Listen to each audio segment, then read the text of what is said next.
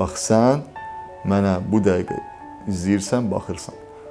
Qorxma, ged irəli, öz üzərində işlə, əllərimi buraxma.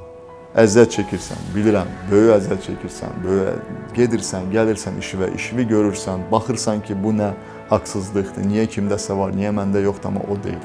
Heç vaxt başqasına paxıllıq çəkmə. Onun arxasını sən bilmirsən ki, nələr görüb, nələr yaşayıb. Elə insan var ki, sənin miras qalıb, tamam. Amma o da bir onun taleyidir, o da bir onun yoludur. Amma bizim taleyimiz bizim əlimizdədir, biz onu yaza bilərik istəsən. Belə bir şey var, bir anekdot kimi bir şeydir. Hər gün biri Allahdan deyir ki, ay Allah, mən lotereya udmaq istəyirəm, ay Allah, mən lotereya udmaq istəyirəm, mən pul udmaq istəyirəm, mən pullu olmaq istəyirəm.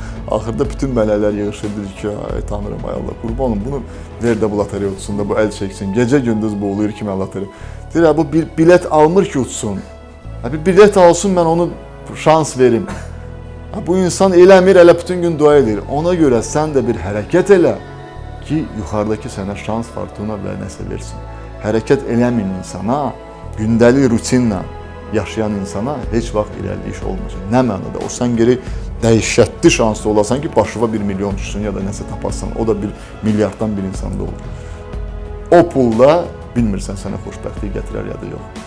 Belə bir termin olub 90-cı illərdə yeni Novoruski söhbəti olub. Rusiyada çox adam zəngin oldu birdən-birə. Bugünkü gündə mən bir kitab oxumuşam, bir insan buraxıb ki, o zənginlər hal-hazırda hardadır? Birdən-birə neçə insan milyoner oldu da, yəni hansı ki, kasıb ortada bəqəydi. Hal-hazırda biri bomjdur, biri narkomandır, biri acından ölür, biri şeydə. 90% o insanlar müflis olur, çünki birdən-birə böyük pula nail olublar. Birdən-birə böyük pul olanda insan bilmir, onu alır, bunu alır, bahalı setlər zaten. Düşünməyin bahalı görsənmək üçün, düşünməyin öz içinizi zənginləşdirin, beyninizi zənginləşdirin.